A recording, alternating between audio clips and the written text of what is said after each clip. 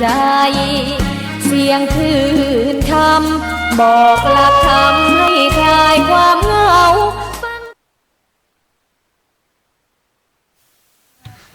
สวัสดีครับ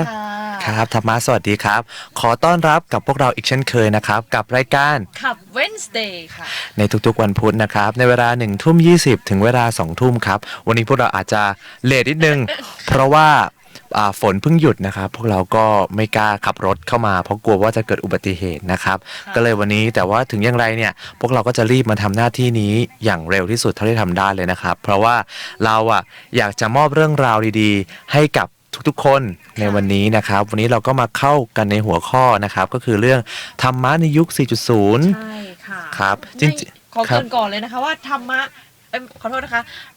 ยุค 4.0 เนี่ยจะเป็นยุคแบบเทคโนโลยีเนาะเข้ามาละครับเป็นยุคเทคโนโลยีเป็นยุคใหม่นะครับโลกาภิวัตน์เป็นยุคโลกาภิวัตน์นะครับก็บางคนก็บอกว่าเอ้ยธรรมะเนี่ยจะมาอยู่ในยุค 4.0 ได้ยังไงเป็นไปไม่ได้หรอกเพราะว่าธรรมะเนี่ยบางครั้งมันก็ดูแบบเก่าๆใช่ไหมครับดูอาจจะไม่ค่อยตามทันสมัยได้เท่าไหร่จริงๆไม่ใช่นะครับธรรมะเนี่ยสามารถอยู่กับพวกเรานะครับได้ทุกยุคทุกสมัยเลยจริงๆมีกฎอะไรมากมายที่ถ้าเรารู้นะครับเราจะต้องตกใจว่าจริงๆแล้วเนี่ยธรรมะไม่ว่าจะในอนาคตอดีตปัจจุบันเนี่ยก็สามารถที่จะนำหลักการต่างๆเนี่ยไปใช้ได้เหมือนกันครับก็ธรรมะในยุค 4.0 คืออะไรครับดีเจปลองครับก็จะเกินก่อนนะคะไม่รู้ว่ายุค 4.0 เนี่ยคนไม่ใช้ธรรมะหรือธรรมะเนี่ยไม่เข้าถึงใจคนหรือว่า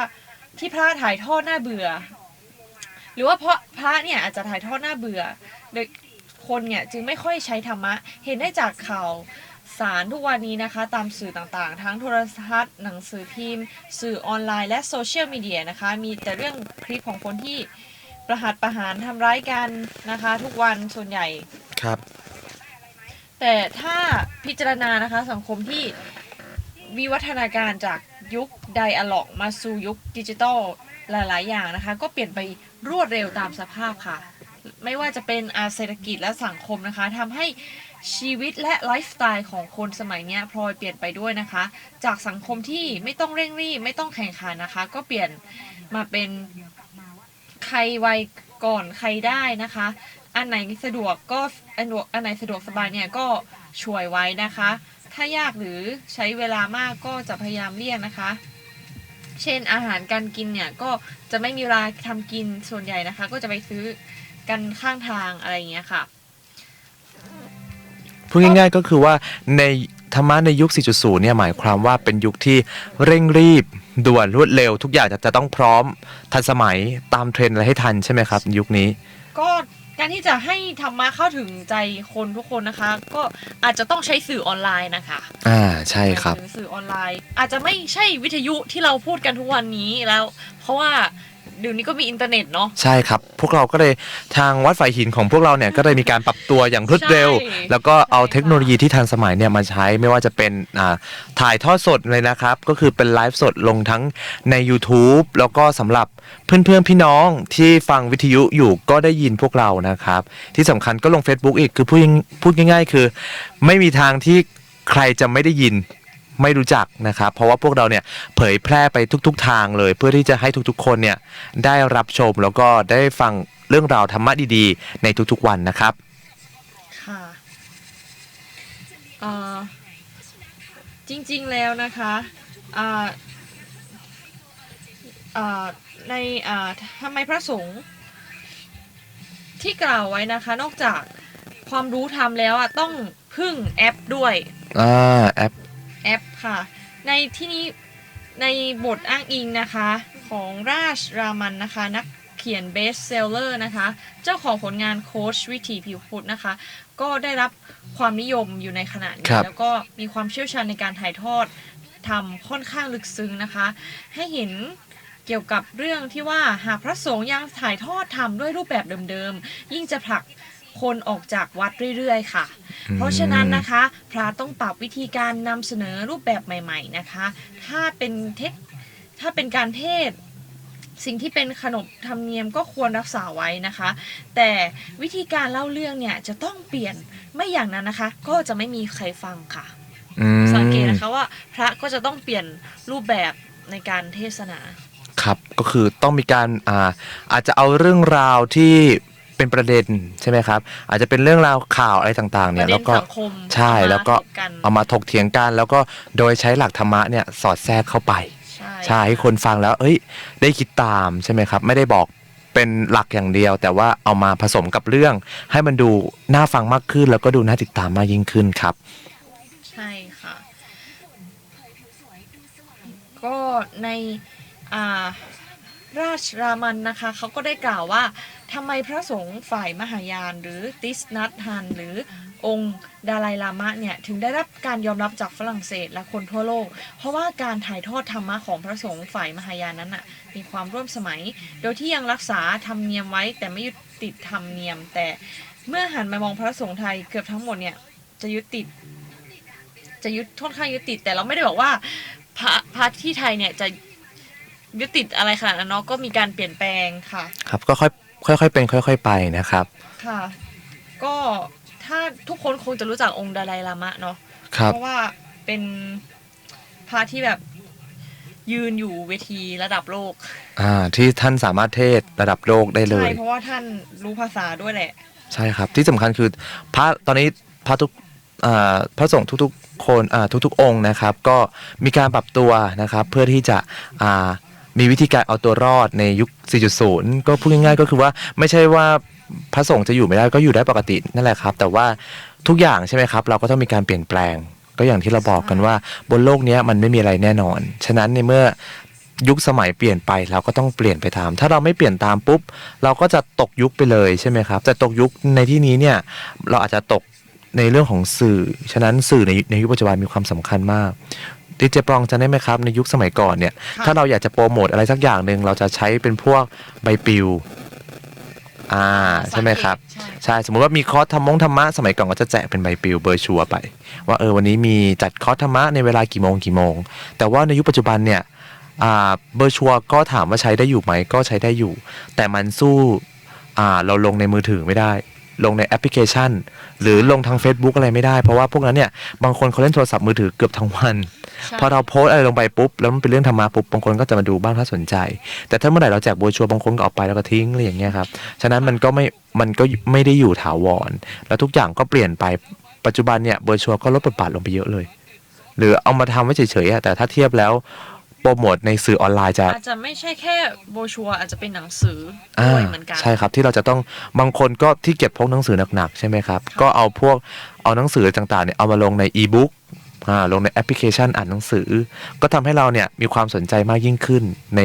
เรื่องราวต่างๆที่จะเกิดขึ้นนะครับครับแล้วก็คนสมัยนี้นะครับก็เหมือนจะต้องการเป็นเด็กอยู่ตลอดเวลาเลยคือคอยกินอาหารที่ผู้ใหญ่ย่อยให้แล้วก็จะย่อยลงไปเรื่อยๆนะครับเนื่องจากด้วยภาระหน้าที่การงานความเร่งด่วนดังนั้นนะครับจึงชอบกินอาหารแบบประเภทฟาสต์ฟู้ดนั่นเองธรรมะก็จะเป็นประเภทนี้เหมือนกันนะครับก็คือธรรมะต้องง่ายๆสั้นๆกระทัดรัดและเสิร์ฟได้ทันทีอันนี้เขาเปรียบได้ดีมากท่านเปรียบได้ดีมากเลยนะครับยุคนี้เนาะต้องการความรวดเร็วใช่ครับเพราะว่ายุคนี้ทุกอย่างต้องรวดเร็วฉะนั้นถ้าเรามานั่งแบบตอนแรกเราคนกำลังเริ่มสนใจธรรมะถ้าเรามีเนื้อหาที่มันไม่น่าสนใจสมมุติว่าฟังธรรมะในเบสิกเบื้องต้นอยู่ดีคุณจะทำคลิปวิดีโอคลิปหนึ่งประมาณ2 ชั่วโมงเผลอๆบางคนฟัง10 นาทีแรกหลังจากนั้นหายไปเลยใช่ไหมครับแต่เราสู้ตัดตอนมาสั้นๆคลิปสั้นๆแต่ละเรื่องนะครับแล้วก็ค่อยๆปล่อยอย่างเช่นคลิปนี้ปล่อยประมาณสัก5 นาทีแล้วก็สมมติเล่าเรื่องไตรลักษณ์กฎของไตรลักษณ์ก็เอาสั้นๆกระทัดรัดแล้วก็กระชับเพื่อที่บางคนอ่านปุ๊บเริ่มชอบแล้วถ้าชอบไปกว่านี้อีกก็จะติดตามไปเรื่อยๆนะครับนี่แหละครับก็เป็นธรรมะแบบฟาสต์ฟู้ดนะครับธรรมะแบบด่วนเร็วนะครับจริงๆแล้วเนี่ยนะครับธรรมะสั้นๆนะครับว่าจงทำใจให้เป็นถ้าเป็นธรรมะของมหายานจะบอกว่าหิวกินง่วงนอนเหนื่อยพักคือการปฏิบัติธรรมซึ่งอธิบายง่ายๆนะครับว่าการปฏิบัติธรรมเนี่ยก็คือการเข้าใจชีวิตและดำเนินชีวิตของตนอย่าให้ขัดแย้งกับธรรมชาติแล้วมันเนี่ยจะทำให้เราเนี่ยอยู่กันโดยที่ธรรมชาติไม่ขัดแย้งต่อชีวิตก็จะทำให้เรานะครับมีความสุขได้ สอนง่ายๆเลยนะครับโดยใช้บุคลาธิสถานตอบโจทย์นะครับพระครูประหลัดสุวัฒนวิชารคุณนะครับผู้ช่วยเจ้าอาวาสวัดยานาวาและผู้ก่อตั้งเครือข่ายธรรมะอารมณ์ดี ค่ะ กล่าวว่าการถ่ายทอดธรรมะเนี่ยที่น่าสนใจและตอบโจทย์คนในยุค 4.0 นะครับถ้าเปรียบนะครับก็คือเอาเหตุการณ์ต่างๆที่เกิดขึ้นมาเป็นเคสเพื่อมุ่งไปหาธรรมะก็จะทำให้คนเนี่ยเข้าถึงธรรมง่ายยิ่งขึ้น ค่ะ ในห้วงที่ผ่านมานะครับการเทศน์หรือการบรรยายธรรมะโดยพื้นฐานก็จะมีหลักที่ครูบาอาจารย์ได้วางไว้ก็คือการใช้ธรรมาธิสถานเป็นหลักอธิบายด้วยหลักธรรมนะครับจะได้ผลในระดับหนึ่งแต่ด้วยพื้นฐานความสุขและการฟังธรรมของคนเนี่ยไม่เหมือนกันปัจจุบันนะครับถึงหนังสือธรรมะที่ดีเนี่ยสื่อสิ่งพิมพ์ที่ดีก็จะไม่สู้บุคลาธิสถานที่เรายกเอามาก็คือเอาเหตุการณ์ขึ้นมาแล้วสรุปด้วยธรรมะสั้นๆแต่เข้าใจง่ายครับใช่ค่ะเราก็ต้องหยิบยกประเด็นเนาะ ใช่ครับ เข้ามาพูดยุคเหตุการณ์บ้านเมืองอะไรอย่างเงี้ย ใช่ครับ ใช่ต้องเอามาเชื่อมโยงกับธรรมะ ใช่เพราะว่าเพื่อที่จะทำให้เราสนใจใช่ไหมครับ ใช่ค่ะ ก็คือว่า จะต้องมีมุกอะไรเล่นๆนิดนึง แล้วอันนั้นแล้วแต่สีสันของ ค่ะ พระท่านนั้นๆดีกว่านะครับ ใช่ อันนี้เราไม่ได้ต้องบอกว่าบางคนต้องเล่นตลกก็ได้หรือไม่เล่นก็ไม่เป็นไรนะครับแต่จริงๆแล้วถ้าจะทำให้น่าสนใจจริงๆแล้วก็คือว่าหยิบยกประเด็นอะไรที่มันเกิดขึ้นอย่างเช่นบางคนเนี่ยบูชาลูกเทพถ้าในเชิงของธรรมะเป็นยังไงอะไรอย่างเงี้ยครับก็อันนี้เราก็จะมาเปรียบเทียบกันได้นะครับแต่ว่าถ้าเรามาเล่าเรื่องอะไรสักอย่างหนึ่งเรื่องหนึ่งแล้วมันไม่น่าดึงดูดนะครับก็จะทำให้เราเนี่ยกลายเป็นเรื่องที่ไม่น่าสนใจแทนที่ควรจะฟังมากยิ่งขึ้นก็ไม่ฟังก็ไปทำอย่างอื่นไปฟังอะไรที่มันไม่เป็นประโยชน์นะครับ ค่ะก็บุคลาธิสถานเนาะหรือว่ายกตัวอย่างให้ทุกคนเห็นภาพ ครับ เกี่ยวกับธรรมะนะคะก็ยกตัวอย่างเรื่องของเงินนะคะก็ต้องถามก่อนว่าวันนี้จนเพราะไม่มีหรือจนเพราะไม่พอค่ะ ครับ ไม่มีเพราะจะกินหรือกินจนไม่มีก็จะพยายามให้คนอื่นก็จะทำให้คนฟังเห็นว่าที่พยายามทำให้เกิดทุกข์นั้นเพราะไม่พอหรือไม่มีนี่คือสมุทัยเนาะ ครับ เมื่อรู้สมุทัยเหตุให้เกิดทุกข์เนี่ยแล้วจะพ้นทุกข์เรื่องเงินนี้ต้องทำอย่างไรก็จะชวนมองไปถึงเศรษฐกิจพอเพียงนะคะต้องใช้ ไม่ได้ อันนี้สุดท้ายแล้วนะครับเราก็ต้องเอาเรื่องเศรษฐกิจพอเพียงเนี่ยเอามาใช้ ใช่ค่ะ ครับ ก็ไม่ใช่แบบมิติเฉพาะการต้องมาปลูกผักอะไรอย่างนี้ทำไร่ทำนาหรือทำสวนผสมหรือว่าเลี้ยงไก่เลี้ยงปลานะคะก็ทุกคนก็ส่วนใหญ่อาจจะเข้าใจเนาะว่าเศรษฐกิจพอเพียงจะต้องทำไร่ทำนาใช่ก็บางคนก็บอกว่าปลูกผักกินเองทุกอย่างพึ่งพาตัวเองแต่ว่าจริงๆแล้วเนี่ยเราสามารถเอาเรื่องปรัชญาเศรษฐกิจพอเพียงนะครับมาใช้ได้ในเรื่องของธรรมะเลยเพราะว่าปรัชญาเศรษฐกิจพอเพียงเนี่ยก็อิงหลักของทางสายกลางมาใช่ไหมครับก็คือว่าเราทุกคนเนี่ยต้องพึ่งพาตัวเองแล้วที่สำคัญที่สุดเนี่ยก็คือการที่เราเนี่ยใช้ทางสายกลางไม่มากจนเกินไปแล้วก็ไม่น้อยจนเกินไปทำให้เนื้อหาต่างๆเนี่ยมันโอเคมากยิ่งขึ้นแล้วก็เนื้อหากระชับขึ้นครับใช่ค่ะก็ถ้ายกตัวอย่างนะคะก็เกี่ยวกับการออมเงินก็ยกตัวอย่างนะคะอย่างเช่นหนุ่มบุรีรัมย์คนหนึ่งนะคะก็ทุบกระปุกเอาเงินให้แม่ 3-4 แสนบาทแล้วค่อยๆใช้ธรรมะของพระพุทธเจ้าเนี่ยที่ทรงสอนไว้นะคะแทรกเข้าไปก็คือขยันหารักษาดีมีกัลยาณมิตรใช้ชีวิตพอเพียงการจะไปบอกว่าต้องอยากรวยต้องขยันหารักษาดีเราอาจจะไม่เห็นภาพนะคะเราก็ต้องเปรียบเทียบบุคคลอย่างนี้เอามาพูดเนาะเวลาเราจะเทศนาครับใช่ต้องยกตัวอย่างแบบบุคคลตัวอย่างหรือว่าเหตุการณ์ตัวอย่างเนี่ยให้เขาเห็นนะคะถึงจะสามารถถ่ายทอดธรรมะได้ดีค่ะอันนี้ก็เหมือนกันนะครับเพราะว่ามันต้องก็อย่างว่าแหละครับเพราะว่าการที่เราจะเอาเรื่องเนื้อหาต่างๆที่มันน่าสนใจเนี่ยเราก็เหมือนเรานะครับที่เรามาจัดรายการวิทยุเราก็อาจจะมีการใช้เนื้อหา ที่อยู่ในหนังสือด้วยนิดนึงเพื่อความถูกต้อง ใช่ค่ะ ใช่ไหมครับเพราะว่าถ้าเรามานั่งเองแล้วเรามานั่งจำแล้วเรามานั่งท่องบางครั้งอาจจะมีข้อมูลบางอันที่ผิดพลาดแล้วเราก็ไม่ได้อยากจะเอาข้อมูลที่มันไม่ดีเนี่ยให้กับท่านผู้ชมแล้วเอาไปจำอย่างเงี้ยครับเราก็จะรู้สึกไม่ดีอาจจะเป็นบาปก็ได้ฉะนั้นเนี่ยบางอย่างก็ต้องอ้างอิงในหนังสือแต่ที่สำคัญที่สุดก็คือเราก็ต้องมีวิธีการนะครับที่จะสื่อให้มันเข้าใจมากยิ่งขึ้นนะครับ ค่ะ ครับแล้วก็ส่วนอันนี้นะครับก็นั่นแหละครับก็คืออย่างที่เราพูดกันนะครับว่าคนไทยเนี่ยคุ้นอยู่แล้วนะครับไม่จำเป็นจะต้องหาคำใหม่นะครับจากพุทธนะสุภาษิตนะครับเพราะว่าเราเนี่ยมีการใช้ธรรมะอยู่ตลอดเวลานะครับบางครั้งเนี่ยเราก็อย่างที่เราบอกว่าถ้าเราเนี่ยยังรักษาศีลเราไม่จำเป็นจะต้องรักษาศีลแบบศีล 8แค่ศีล 5ก็พอ ค่ะ สิ่งที่สำคัญที่สุดนะครับไม่ว่าจะเป็นหลักอะไรก็ตามทุกอย่างเนี่ยขึ้นอยู่กับเราในการที่เราจะทำความดีก็คือขอให้เราเนี่ยคิดอยู่3อย่างก็คือว่าคิดดีพูดดีทำดีนะครับมันมีอยู่แค่นี้จริงๆแล้วถ้าเมื่อไหร่ที่เราคิดดีเนี่ยเราก็จะทำดีพอเราทำดีกับคนอื่นเราก็จะพูดดีทุกอย่างมันก็จะไม่มีปัญหานะครับอันนี้แหละครับก็คือตัวอย่างธรรมะร่วมสมัยเหมาะกับคนยุค 4.0 แต่ทั้งนี้ทั้งนั้นนะครับก็ต้องขึ้นอยู่กับเทคนิคอย่างที่เราบอกว่า ใช่ค่ะ แต่ละคนเนี่ยก็มีเทคนิคเฉพาะตัวในการสื่อสารเรื่องราวต่างๆนะครับมาอธิบายที่มันไม่เหมือนกัน รูปแบบการนำเสนอนะครับและวิธีชวนติดตามเนี่ยไม่อย่างนั้นเนี่ยก็จะไม่ตอบโจทย์คนฟังที่ต้องการอะไรสั้นๆไม่เยินเยอะและเข้าใจง่าย อันนี้นะครับก็เป็นในส่วนของผู้ช่วยเจ้าอาวาสวัดยานนาวานะครับท่านได้ทิ้งท้ายเอาไว้นะครับก็ขออนุโมทนากับท่านด้วยนะครับที่ได้เขียนหยิบยกเรื่องราวดีๆต่างๆเนี่ยมาเสนอให้กับพวกเราฟังนะครับส่วนวันนี้เองผมก็ต้องเตือนก็อยากจะมาบอกกับท่านผู้ชมนะครับเพราะว่าวันนี้อาจจะทำอะไรจะดูแบบว่าขัดๆอะไรไปหน่อยนะครับเพราะว่าเมื่อวานผมขับรถมอเตอร์ไซค์แล้วปรากฏว่ารถล้ม อ๋อ ใช่แล้วปวดไปทั้งตัวเลยนะครับเพราะว่าหนึ่งเนี่ยจริงๆแล้วเราประมาทค่ะ เพราะว่าเราเนี่ยประมาทเราขับรถเรามันไม่ได้ใจลอยนะครับแต่ว่าตอนนั้นเรารีบจริงๆแต่เรามีสตินะครับ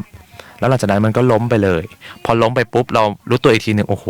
เจ็บไปทั้งตัว ค่ะ ใช่ฉะนั้นก็อยากจะฝากให้กับท่านผู้ชมนะครับที่กำลังรับชมอยู่เนี่ยก็เวลาขับรถอะไรก็ระมัดระวังด้วยจะไม่ได้ไม่เป็นเหมือนตัวดีเจ ดีเจวันนี้แบบเจ็บไปทั้งตัวเลยก็อันนี้แหละครับก็เป็นเรื่องราวที่เราหยิบยกขึ้นมานะครับวันนี้ไม่ได้ต้องการที่จะทำให้ใครเครียดแต่อย่างใดแต่วันนี้เราก็มาเตือนด้วยแล้วก็เล่าเรื่องธรรมะอะไรต่างๆลงไปให้กับท่านผู้ชมด้วยนะครับก็วันนี้ก็พวกเราก็ดีใจที่ได้มาจัดธรรมะกันอีกรอบหนึ่งนะครับวันนี้เราก็จะมีเรื่องราวดีๆนะครับที่จะมาบอกต่อให้กับท่านผู้ชมนะครับก็คือวันนั้นผมได้ดูข่าวหนึ่ง ข่าวอะไรคะ เป็นถ้าจำไม่ผิดเป็นข่าวที่ให้สัญชาติน่าจะนานมาแล้วเกือบอาทิตย์ถึง2 อาทิตย์แล้วนะครับก็อย่างที่เราพูดกันนะครับว่าการขอสัญชาติเนี่ยมันไม่ใช่เรื่องง่ายๆอย่างบางคนอาจจะคิดว่าเฮ้ยสัญชาติไทยมันไม่เท่อะต้องเป็นสัญชาติฝรั่งอะไรเงี้ยครับสัญญาแล้วแต่ของผมเนี่ยไอความเท่ไม่เท่เนี่ยผมไม่ได้อยากจะให้เรามาคิดตรงนั้นแต่อยากจะให้ทุกคนเนี่ยคิดในเรื่องของความจำเป็นในการที่เราจะต้องเปลี่ยนสัญชาติเพราะว่าการที่คุณเปลี่ยนสัญชาติออกไปแล้วเนี่ยคุณจะเปลี่ยนกลับมาเนี่ยมันยาก ใช่ค่ะ อย่างยกตัวอย่างชาวโรฮิงญาอันนี้เนี่ยเขาไม่มีสัญชาติ ค่ะ พอเขาไม่มีสัญชาติปุ๊บสิ่งที่เกิดขึ้นคืออะไรคือไม่มีคนดูแลเขาเลยใช่ไหมครับคุณก็ไม่มีสิทธิไม่มีใครช่วยคุณอย่างเช่นเวลาเราเจ็บป่วยเราจะไปนู่นนี่นั่นเขาก็ต้องขอดูบัตรประชาชนแต่นี้ไม่มีสัญชาติไม่มีใครรองรับอะไรเลยอันนั้นนะครับก็ถือว่าน่าสงสารพี่น้องชาวโรฮิงญาเนี่ยก็น่าสงสารอยู่พอสมควรแต่ว่าในสิ่งอื่นใดเนี่ยครับที่เรามาพูดกันในเรื่องของสัญชาติมีเด็กผู้หญิงคนนึงนะครับเป็นเด็กอยู่บนดอยนี่แหละครับมาจากภาคเหนือแล้วก็ได้ไปร่วมกิจกรรมแข่งขันระดับประเทศเลยใช่ครับแล้วสิ่งที่เป็นการเดิมพันของเขาก็คือว่าเขาไม่มีสัญชาติแต่ว่าทางประเทศเราเนี่ยจะอนุมัติให้ก็ต่อเมื่อมีข้อแม้อีกก็ต่อเมื่อคุณชนะเมื่อไหร่ให้สัญชาติทันทีโดยส่วนตัวแล้วคนที่ไม่มีสัญชาติเนี่ย เขาต้องดิ้นรนถูกต้องไหมครับ ใช่ค่ะ เพราะว่าพอเขาไม่มีสัญชาติปุ๊บสิ่งที่ตามมาก็คือว่าเวลาเจ็บไข้ได้ป่วย จะขอใช้สิทธิ์อะไรต่างๆเนี่ยขอไม่ได้ ก็เป็นแค่คนมาอาศัยเฉยๆขอไม่ได้ แต่พอหลังจากที่พูดประโยคนี้ประโยคเดียวนี่แหละครับทำให้เด็กคนนั้นเนี่ยฮึดสู้เลย ค่ะ แล้วก็ได้สัญชาติเลยทันที ชนะปุ๊บได้สัญชาติปั๊บเลยเขาให้เซ็นตรงนั้นเลยว่าคุณได้สัญชาติไทยแล้วอะไรอย่างนั้นนะครับฉะนั้นเนี่ยคนไหนที่คิดว่าการเปลี่ยนสัญชาติเป็นเรื่องที่ง่ายๆอยากจะเปลี่ยนเมื่อไหร่ก็ได้เนี่ยผมอยากให้ดูกรณีนี้เป็นตัวอย่างนะครับเพราะว่าเมื่อไหร่ที่คุณเปลี่ยนไปเนี่ยเปลี่ยนสัญชาติไปแล้วกว่าคุณเปลี่ยนกลับมาย่อมยากกว่าอยู่แล้วครับเปลี่ยนไปง่าย แต่เปลี่ยนกลับมาเนี่ยมันยาก อย่างถ้าเราไม่ใช่สัญชาติไทยปุ๊บเราอยู่ที่ประเทศไทยเราต้องทำอะไรครับต้องทำวีซ่าต้องทำพาสปอร์ตแล้วนะอันนี้คือน่าตกใจและเป็นประเทศเกิดของเราด้วยอย่างเงี้ยครับฉะนั้นก็ถ้าเป็นไปได้ก็เปลี่ยนตามความจำเป็นก็แล้วกันอย่าเปลี่ยนกันซีซัวนะครับก็อันนี้ก็เป็นเรื่องราวที่เราจะมาเล่าแล้วก็มาเตือนเป็นเรื่องราวที่ดีนะครับก็นอกจากนี้ดีเจปอมมีเรื่องอะไรที่น่าสนใจอีกไหมครับในวันนี้เพราะว่าวันนี้เราเข้าสู่ในยุคธรรมะ 4.0 นะครับ ธรรมะ 4.0 เนาะอ ครับ คุณดีเจเฟยช่วงนี้ฟังธรรมะบ่อยไหมคะ ช่วงนี้อาจจะไม่ได้ฟังเท่าไหร่เพราะว่ากับดึกนะครับพอเราทำงานดึกปุ๊บเราก็เลิกดึกกลับไปปุ๊บก็นั่งสมาธิแล้วก็เราก็หลับครับแต่ว่าอาจจะไม่ได้มานั่งสวดยาวเหมือนสมัยก่อนแล้วครับก็พูดง่ายก็คือใช้หลัก 4.0 เลยก็คือเสร็จปุ๊บสั้นๆให้เรารู้ตัวให้เรามีสติแล้วหลังจากนั้นเราก็หลับนะครับหลับโดยอย่างมีสติแล้วนี่ดีเจปองเข้าเรื่องสู่เรื่องอะไรครับ ก็ถ้าจะพูดธรรมะ 4.0 บางคนอาจจะต้องอาจจะโยงถึงเรื่องธุรกิจเพราะว่ายุค 4.0 คนส่วนใหญ่แล้วเนี่ยครับจะเริ่มมองละธุรกิจคือว่าเดี๋ยวนี้นะคะก็ทุกอย่างมันมีการเปลี่ยนแปลงเนาะครับแม้ถึงทุกคือเศรษฐกิจธุรกิจอะไรต่างๆเนี่ยมันอยู่ในยุค 4.0 ธรรมะก็เช่นกันธรรมะก็ต้องมีการเปลี่ยนแปลงอย่างที่เราบอกไปเมื่อต้นชั่วโมงใช่ไหมครับใช่ก็อย่างที่บอกค่ะเขาก็ต้องรีบคว้าโอกาสหรือว่าถ้าเราอยากประสบความสำเร็จเนี่ยเราก็ต้องใช้หลักเขาเรียกว่าอิทธิบาท 4หรือเปล่าคะใช่ครับก็คือมีฉันทะวิริยะนะคะอุตสาหะก็ถ้าเรา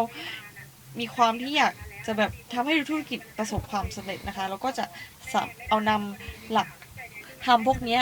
มาใช้ครับอย่างเช่นตัวอย่างเนาะที่เห็นกันเนี่ยก็จะเป็นคนใกล้ตัวของดีเจปองเนาะคือกว่าเขาจะแบบประสบความสำเร็จได้นี่ต้องใช้ความพยายามมากๆก็เราก็อาจจะรู้จักเนาะเฟยครับต้องใช้ความพยายามใช่ไหมครับใช่เห็นหลายคนเลยที่ว่าเขาทำไมถึงประสบความสำเร็จเขาคือทำงานมากกว่าเราถ้าเทียบกับตัวเราแล้วเราคิดว่าเราทำงานเยอะละแต่เขาคือแบบทำเยอะกว่าเราหารายได้เพิ่มจะบอกเลยนะคะว่าเขาบอกว่าการที่เราการประหยัดเงินเนี่ยไม่ได้สามารถทำให้เรารวยแต่คือการหาเพิ่มสำคัญที่สุดใช่ครับใช่การหาเพิ่มและการเก็บมีอยู่2อย่างที่ถ้าทำให้เรารวยได้เพราะถ้าหาอย่างเดียวไม่เก็บก็ไม่รอดนะอันนี้ก็คือว่าเป็นการยกมาในเรื่องของเศรษฐกิจแหละเพราะผมเชื่อว่าเรื่องปากท้องเนี่ยเป็นเรื่องสำคัญที่สุดใช่ไหมครับการที่เราหาอะไรรายได้เสริมอะไรต่างๆเนี่ยแล้วที่สำคัญที่สุดคือการไม่เกี่ยงงานใช่ค่ะครับแต่เราก็ต้องดูก่อนนะว่างานนั้นเหมาะกับเราหรือเปล่าใช่ไหมครับถ้ามันไม่เหมาะเราก็ต้องปรับให้มันแบบเฮ้ยหาอะไรที่มันเหมาะกับเราหรือถ้ามันไม่มีทางเลือกจริงๆก็เราก็ต้องเลือกเข้าไปทำนะครับนี่แหละก็จะเป็นเรื่องราวที่จะทำให้เราเนี่ยสามารถอยู่ได้ครับอันนี้ก็คือบางคนก็เอาธรรมะมาใช้ในยุคเอาธรรมะอะไรต่างๆเนี่ยมาใช้เพราะว่าเวลาเราง่ายๆเลยเวลาเราทำงานเนี่ยถามที่เจปรองก่อนว่าเราทุกคนเนี่ยสามารถทำงานคนเดียวได้ไหมฉันทำงานทุกอย่างเลยฉันเป็นแผนกแบบเ เป็นแผนกต้อนรับลูกค้าแล้วหลังจากนั้นฉันก็จะเป็นแบบเป็นไกด์ด้วยแล้วที่สำคัญฉันเป็นคนขับรถด้วยแล้วฉันก็จะไปแบบพาไปนู่นไปนี่แล้วฉันก็จะดูแลเขาทุกอย่างอะไรอย่างเงี้ยมันเป็นไปไม่ได้ถูกต้องไหมครับในหนึ่งบริษัทนะครับจริงๆก็ต้องเราก็ต้องมีหลายแผนกในการดูแลจัดการแต่คนที่เป็นหัวหน้าเนี่ยเขาต้องเจอปัญหาอะไรที่มันมากกว่าคนทั่วไปพอเราเจอปัญหากับคนทั่วไปปุ๊บเราก็ต้องเอาเรื่องธรรมะเข้ามาใช้เพราะว่าถ้าวันหนึ่งเราโกรธปุ๊บเราทะเลาะเราไล่ลูกน้องไปเลยเนี่ยมันน่าเสียใจมันน่าเสียดายอย่างตัวของ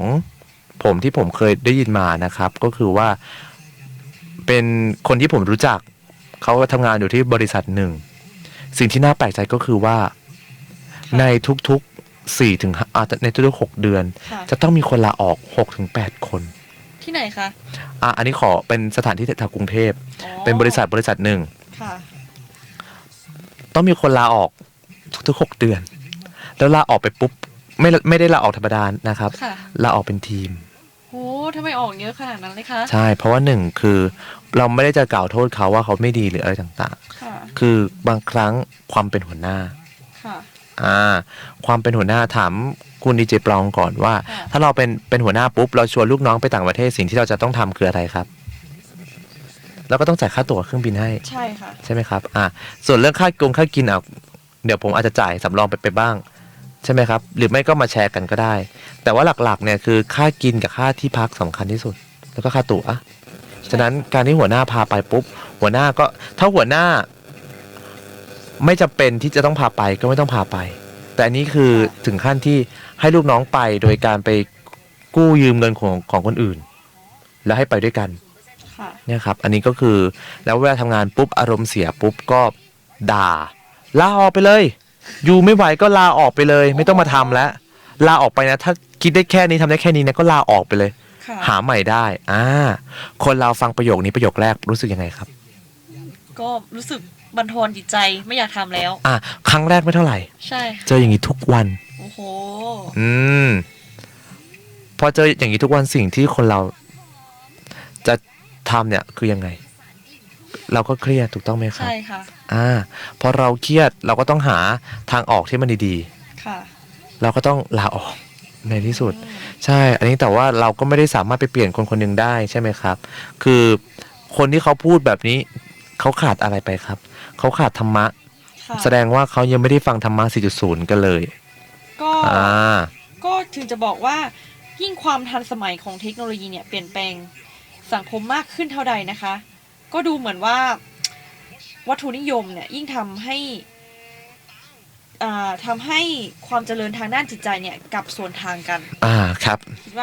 ว่าใช่ไหมคะคุณเฟยคือจริงๆแล้วมันก็ถูกต้องใช่เพราะว่าเราเริ่มห่างไกลศาสนามากขึ้นเนาะเพราะในแต่ละวันเนี่ยจิตใจเราหลงระเริงไปกับสิ่งยั่วยุ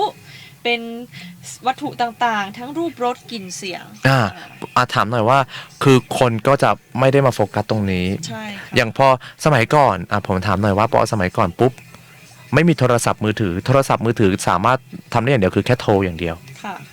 พอโทรอย่างเดียวปุ๊บถามว่าคนในยุคนั้นสิ่งนี้เขาจะทำก็คืออะไรก็คือเขาก็ต้องหาอะไรอ่านใช่ไหมครับเพื่อความบันเทิงหาอะไรอ่านอะไรฟังนะครับแล้วก็ยังอยู่ในศาสนาอยู่เพราะว่าไปไหนก็ยังอยู่ในระบบเดิมแต่พอในยุคปัจจุบันปุ๊บผมดีเจปลองสังเกตง่ายๆเลยทำไมผมตั้งแต่เห็นรุ่นน้องมาหลายๆคนเนี่ยรออะไรไม่ค่อยได้ใจร้อนเหมือนเด็กรุ่นนี้เนาะรุ่นเด็กแบบ Wi-Fi แบบเดียวแบบโอ้โห Wi-Fi เลยคือแบบรวดเร็วทันใจใช่ไหมครับรอเด็กก็จะเริ่มมีความอดทนต่ำใช่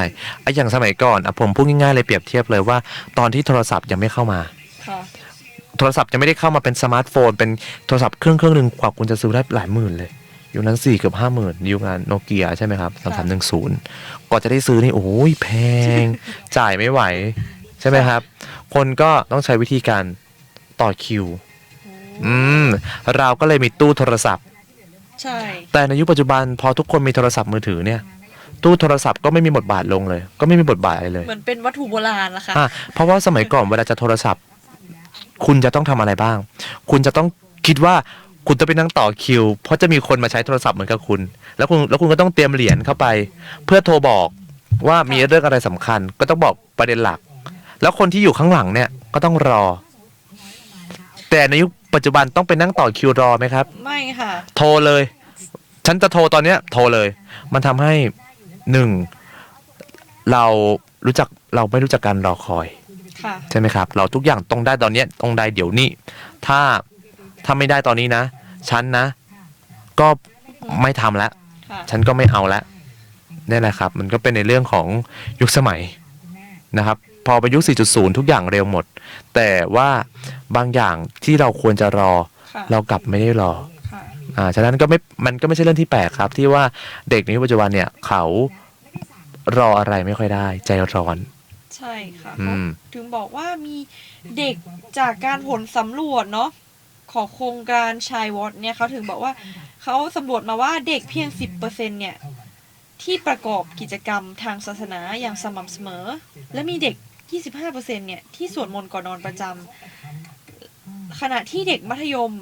ศึกษากว่า 65%มีโทรศัพท์มือถือแล้วก็ใช้เวลาคุยโทรศัพท์เนี่ยเฉลี่ย 93 นาที อืม แต่อาจจะแบบคุยแชทอะไรไลน์อะไรพวกนี้ก็จะมีสัก10-12% ที่เล่นเกมอะไรพวกเนี้ย ใช่ คือพอยุคสมัยมันเปลี่ยนไปปุ๊บ เราสามารถทำอะไรตามใจเราได้ ใช่ ฉะนั้นคนเราก็เลย เหมือนบทบาทแบบการทำกิจแบบเกี่ยวข้องกับธรรมะ หรือการสวดมนต์อะไรเงี้ยก็เริ่มลดลง ใช่ เพราะว่าบางคนก่อนจะสวดมนต์ปุ๊บ อุ๊ย มีอะไรเด้งเข้ามา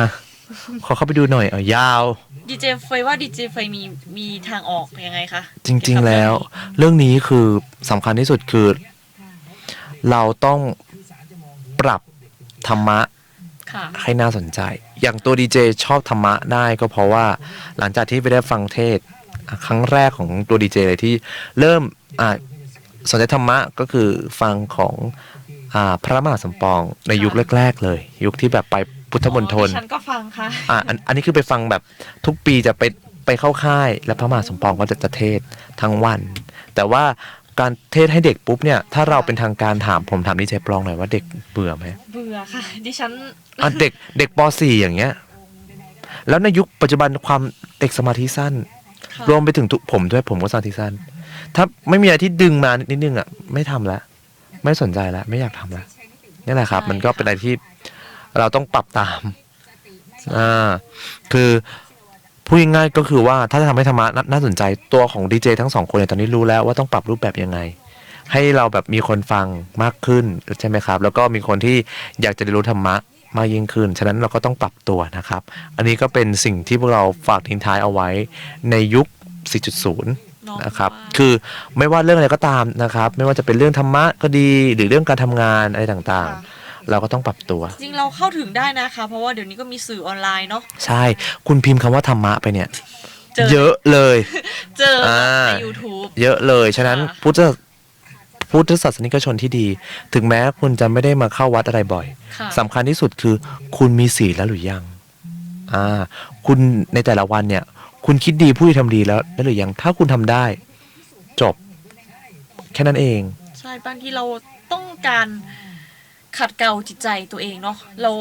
ราอาจจะแบบไม่มีเวลาไปเข้าวัดหรือไปฟังเทศเนี่ยเราก็สามารถใช้สื่อออนไลน์ในอินเทอร์เน็ตเนี่ยเป็นตัวกลางเนาะทำให้เราสามารถเข้าใจถึงธรรมะมากขึ้นใช่นี่แหละครับก็เป็นเรื่องราวที่ดียุคที่เราบอกว่าฟังก่อนนอนก็ได้เนาะฟังก่อนนอนเรื่องอะไรสักเรื่องนึงแล้วพิมพ์แล้วสมัยก่อนผมตอนนี้ผมก็เริ่มกลับมาพิมพ์แล้วผมจะชอบฟังผมชอบพิมพ์ธรรมะในนั้นว่าธรรมะก่อนนอนแล้วก็จะมีเทศประมาณสักครึ่งชั่วโมงหรือ20 นาทีพอเราฟังปุ๊บเคลิ้มเลยหลับปุ๊บใช่ไหมครับเราหลับไปแบบมีสติแล้วเราก็จะได้วางแผนว่าวันพรุ่งนี้เนี่ยเราต้องทำอะไรบ้างในแต่ละวันพูดง่ายๆก็คือว่าในทุกวันที่คุณตื่นนอนคุณต้องทำให้ทุกวันของคุณเนี่ยมีคุณค่าอย่าปล่อยเวลาล่วงเลยไปเพราะว่าพอเราปล่อยเวลาไปเรื่อยๆแล้วเนี่ยมันก็กลายเป็นเหมือนเราทิ้งอะไรสักอย่างหนึ่งไปแล้วถ้าเราย้อนเวลากลับไปได้เราก็จะรู้สึกว่าเราควรจะทำให้มันให้เต็มที่ที่สุด